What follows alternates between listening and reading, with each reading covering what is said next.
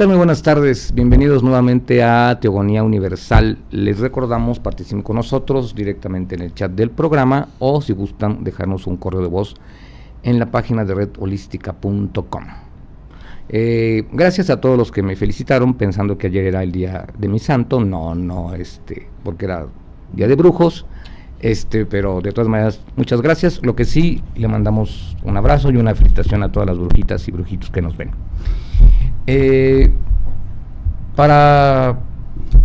Hablando de magias y brujerías, aunque pues increíble, hoy cumplimos exactamente un año de transmisión. Muchísimas gracias a todos los que nos hacen el favor de vernos y han tenido la paciencia de vernos durante los últimos 365 años. Muchas gracias.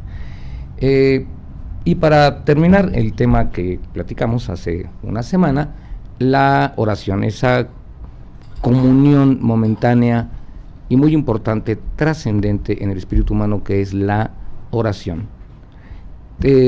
También tiene ciertas partes y modalidades que hay que comprender con el objeto de que la oración cada vez enriquezca más realmente el alma o el espíritu humano. Para platicarnos de esto, como siempre, como todo este año, está conmigo el Padre Jesús María Besunartea. Padre, gracias, gusto verlo de nuevo, felicidades por este año.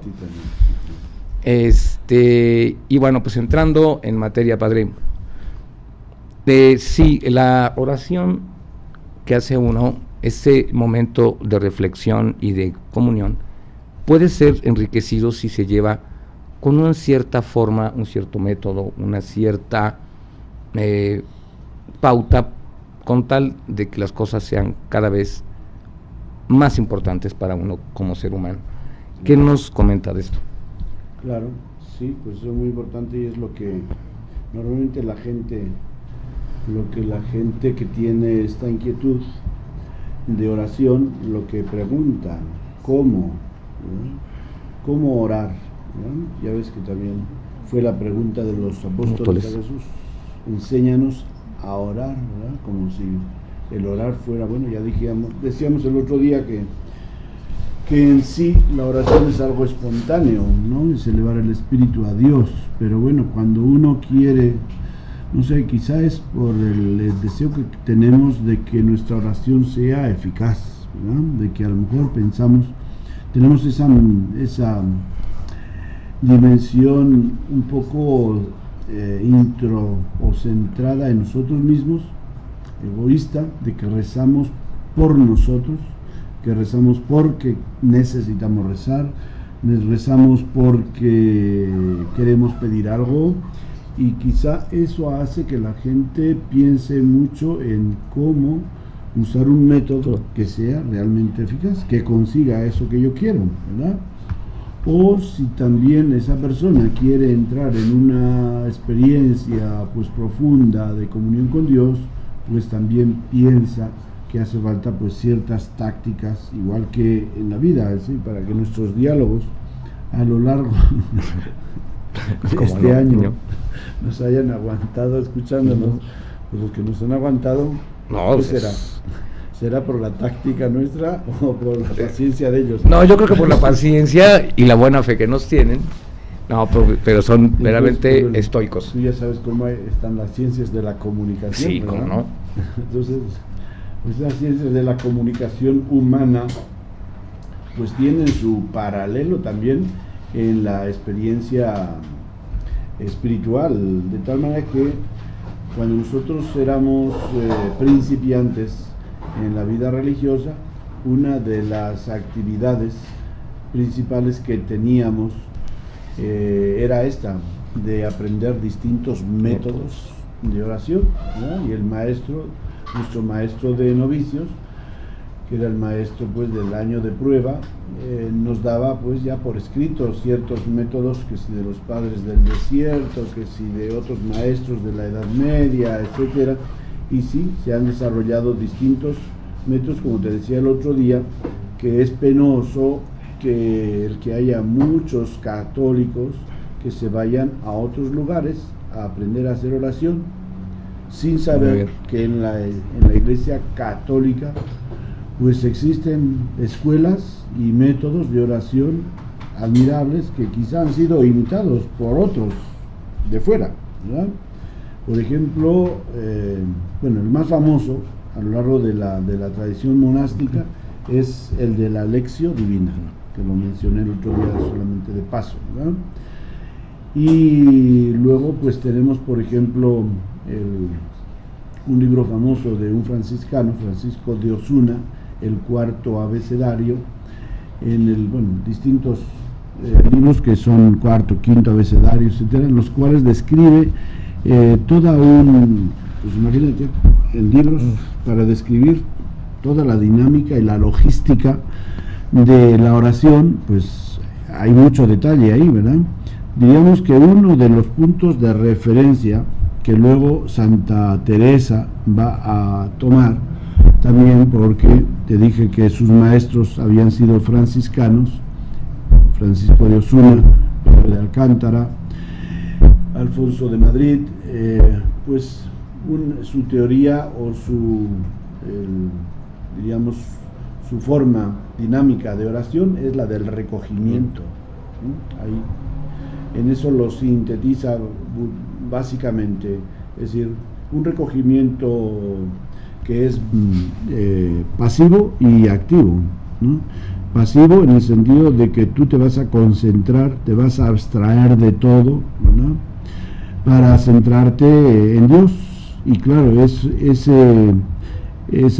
lleva consigo también una actividad de que tú vas a ir examinando todo aquello que te ayuda y todo aquello que te perjudica, para echar mano de aquello que te va a ayudar a concentrar tu atención, ¿verdad? Porque pues no basta con que tú te encierres. Bueno, ya ves, por ejemplo, Jesucristo en el Evangelio nos dice: entra en tu aposento, y ahí va a estar también básicamente la misma idea del recogimiento. Entra en tu aposento, cierra las puertas y ventanas. Ya estamos hablando de te estás recogiendo y estás abstrayéndote o separándote de la realidad externa.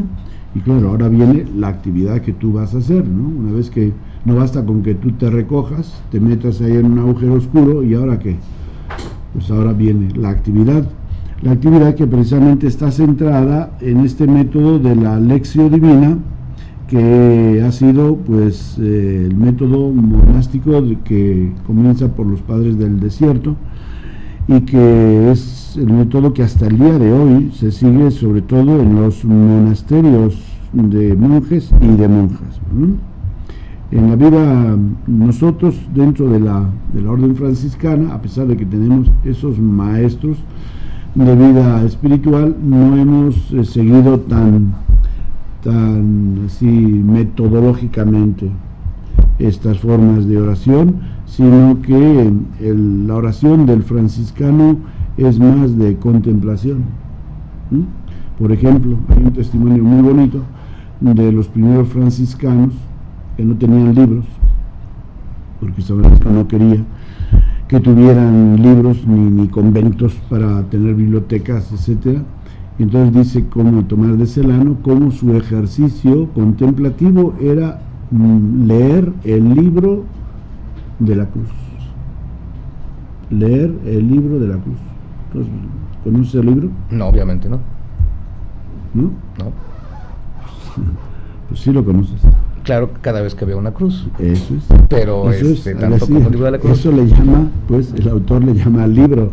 Entonces ahí el contemplar la cruz era el ejercicio que provocaba esos sentimientos contemplativos, porque sabemos pues como San Francisco lloraba ante la cruz, y yo todavía he conocido en nuestra tradición capuchina, en nuestra vida capuchina, que la meditación que hacíamos una vez al día, teníamos dos horas de oración, la que hacíamos en la mañana, creo que era la mañana, pues estaba todo el año el tema de la pasión de Cristo.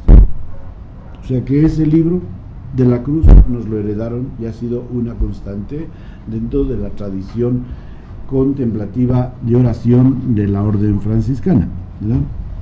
Bueno, entonces diríamos que para aquellos que quieren este método, hay ahora actualmente cualquiera que quiere hacer oración va a una librería católica, y basta que diga un libro sobre la Lectio Divina y le van a presentar 20.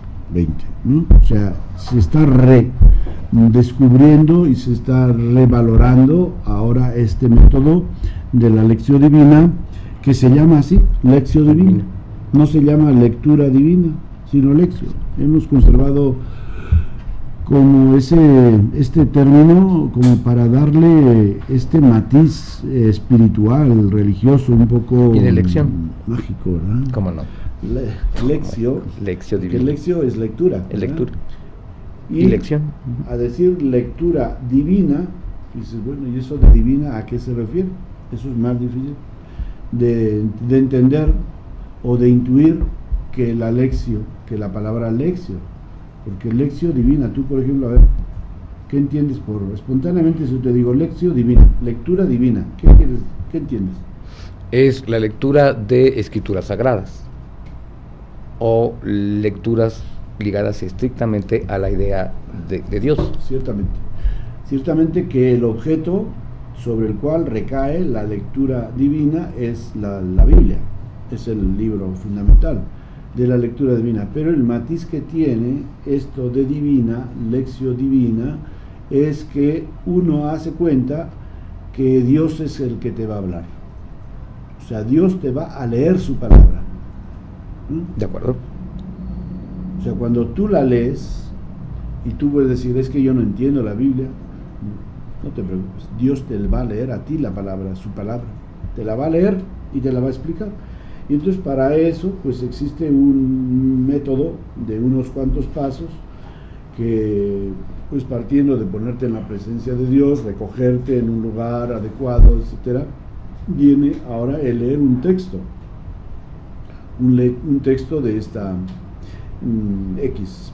Hazte cuenta que él es la parábola del sembrador, ¿verdad? Bueno, entonces después de leer esta palabra, tú haces un rato de oración pidiendo al Señor que te ilumine, y luego, pues ya, luego viene el estudio, ¿no? O sea, por eso los monjes se retiraban a sus habitaciones para hacer la oración, porque tú ahora echas mano de un libro y consultas a ver cómo entiende esta parábola, quizá otro libro, otro diccionario, etcétera, para ir como haciendo un estudio crítico de ese texto bíblico. Padre, de aquí surge una pregunta que es muy importante. Se la hacemos en un minuto que regresamos. Uh-huh.